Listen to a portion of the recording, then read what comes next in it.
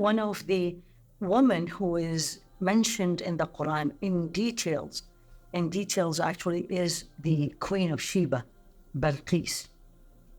Allah subhanahu wa ta'ala mentioned her in Surah An-Naml in details when he was talking about the story of Sayyidina Sulaiman and how he was looking for the bird. First of all, Sayyidina Sulaiman said, where is the bird?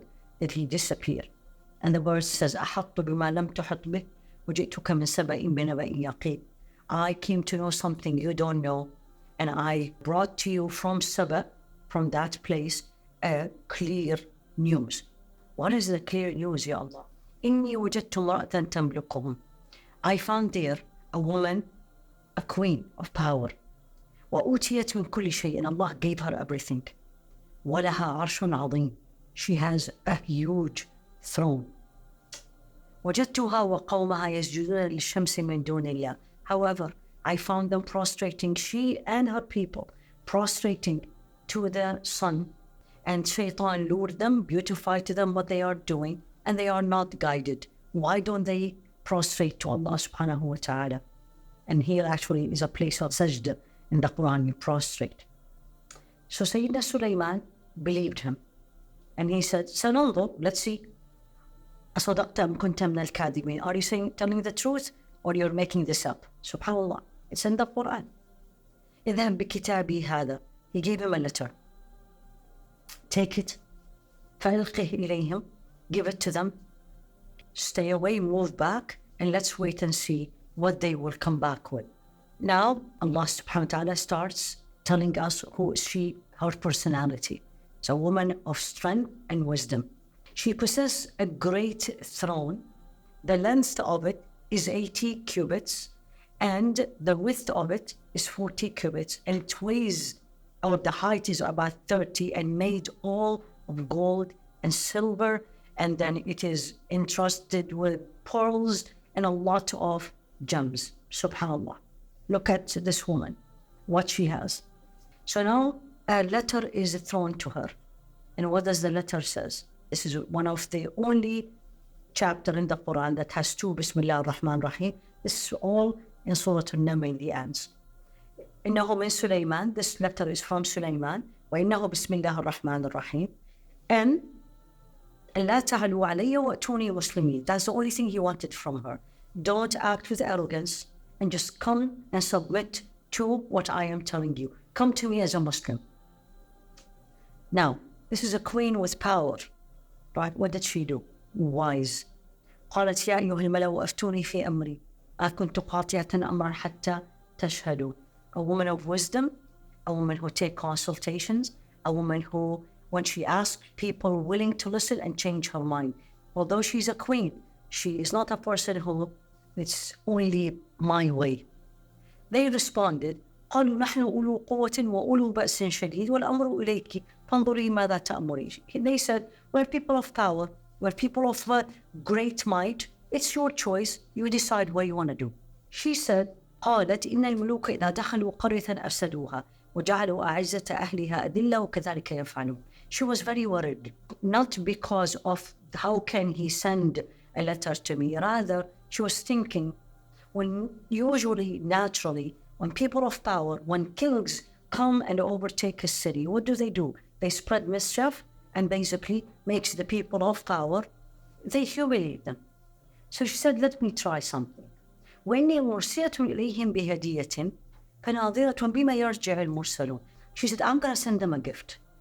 And I'm going to wait and see the people who I'm sending them with the gift. When they come back, let's see what they did. Why is that? Because if Sulaiman is a king, he will take the gift. If Sulaiman is a prophet, he does not take gifts. So she is very smart and very wise. She wanted to see, who is this Sulaiman? She didn't know. Now they came to him. قال أتمدونني بمال? Are you giving me, are you trying to lure me and change me through money? This is Sayyidina Sulaiman responding to her emissaries. What Allah subhanahu wa ta'ala gave me is way more than what you are giving me. خير مما آتاكم. And he said, you are so happy about what you are giving me. Basically, he was saying, I don't need it.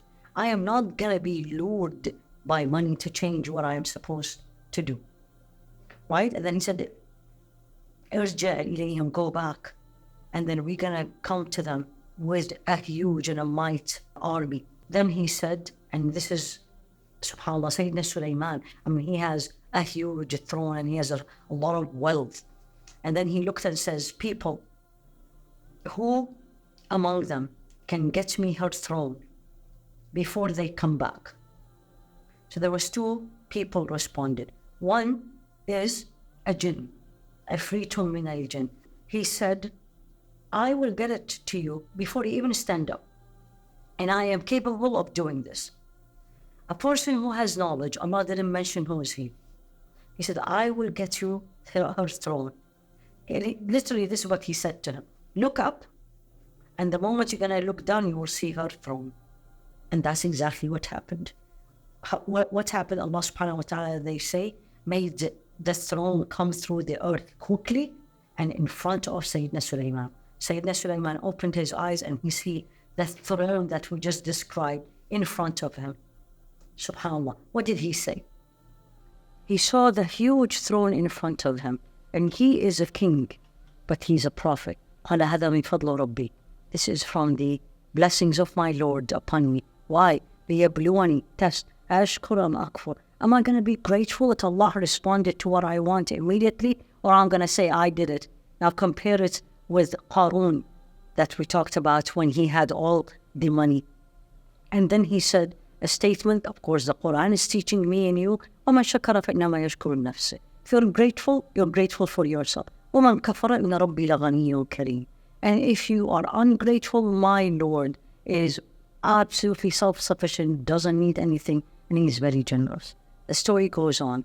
So now the throne in front of him.